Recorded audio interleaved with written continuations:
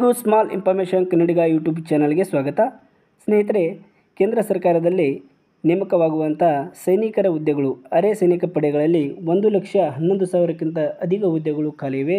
ಇವು ಅತಿ ಶೀಘ್ರದಲ್ಲಿ ರಿಕ್ರೂಟ್ಮೆಂಟ್ ಆಗುವ ಸಾಧ್ಯತೆ ಇದೆ ಸ್ನೇಹಿತರೆ. ಅಂದರೆ 1,00,000 ಹುದ್ದೆಗಳು ಮಂಜೂರಾಗಿದ್ದು ಇವುಗಳು ಅತಿ ಶೀಘ್ರದಲ್ಲಿ ರಿಕ್ರೂಟ್ಮೆಂಟ್ ಆಗುತ್ತದೆ.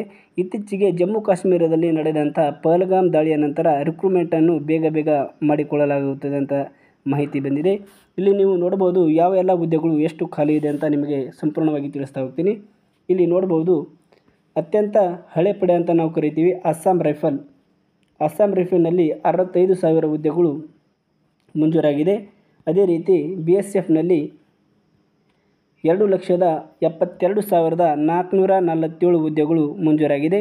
ಅದರಲ್ಲಿ ಪ್ರೆಸೆಂಟ್ ಇರುವ ಸೈನಿಕರಂದರೆ 2,58,000 ಈಗಿರುವ ಸಿಬ್ಬಂದಿ ವರ್ಗವಾಗಿದೆ. BSF ಅಂದರೆ ಬಾರ್ಡರ್ ಸೆಕ್ಯೂರಿಟಿ ಫೋರ್ಸ್ ಅಂತ ಕರಿತೀವಿ ನಾವು.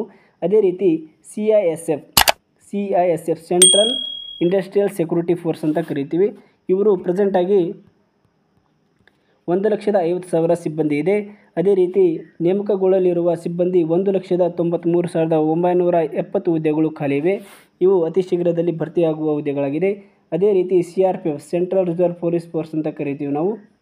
CRPF ಇವು 3,30,000 ಹುದ್ದೆಗಳು ಖಾಲಿವೆ. ಅತಿ ಹೆಚ್ಚು ಖಾಲಿ ಇರುವ ಹುದ್ದೆಗಳಂದರೆ CRPF ಹುದ್ದೆಗಳಾಗಿದೆ.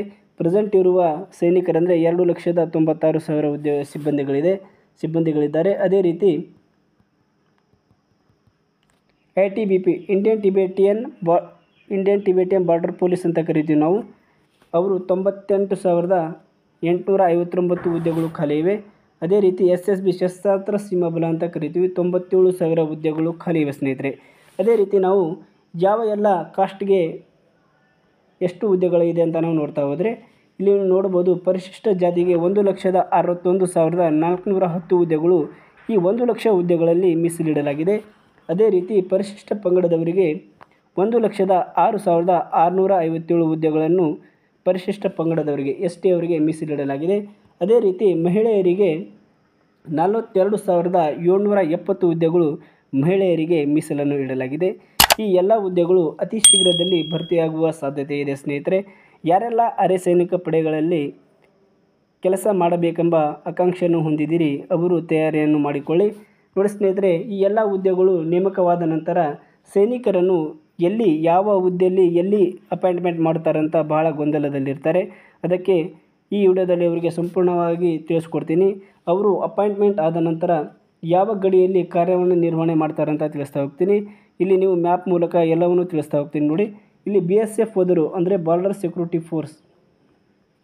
ಇವರು ಇಲ್ಲಿ ಪಾಕಿಸ್ತಾನ್ ಗಡಿಯಲ್ಲಿ ಕಾರ್ಯವನ್ನು ನಿರ್ವಹಿಸುತ್ತಾರೆ. ಗುಜರಾತ್ನಿಂದ ಹಿಡಿದು ಜಮ್ಮು ಕಾಶ್ಮೀರ ತನಕ ಇಲ್ಲಿ ಕಾರ್ಯವನ್ನು ನಿರ್ವಹಣೆ ಮಾಡುತ್ತಾರೆ.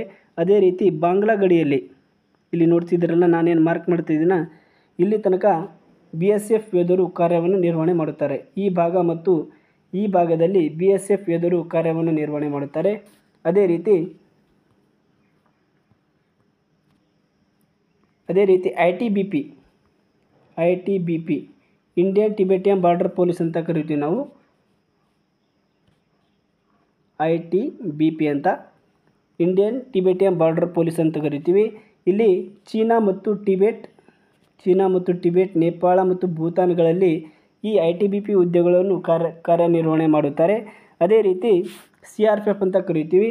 ದೇಶದ ಒಳಗಡೆ ಆಂತರಿಕವಾಗಿ ಏನಾದರೂ ಗಲಭೆಗಳಾದಾಗ CRPF ಯೋಧರು ಕಾರ್ಯವನ್ನು ನಿರ್ವಹಣೆ ಮಾಡುತ್ತಾರೆ. ಇವರು ದೇಶದ ಒಳಗಡೆ ಇದ್ದು ಕಾರ್ಯವನ್ನು ನಿರ್ವಹಣೆ ಮಾಡುತ್ತಾರೆ. ಅವಶ್ಯಕತೆ ಇದ್ದಾಗ ಗಡಿಯಲ್ಲೂ ಸಹಿತ ಸೈನಿಕರು ಹೋಗಿ ಕಾರ್ಯವನ್ನು ನಿರ್ವಹಣೆ ಮಾಡುತ್ತಾರೆ. ಅದೇ ರೀತಿ CISF central industrial security force ಅಂತ ಕರಿತೀವಿ.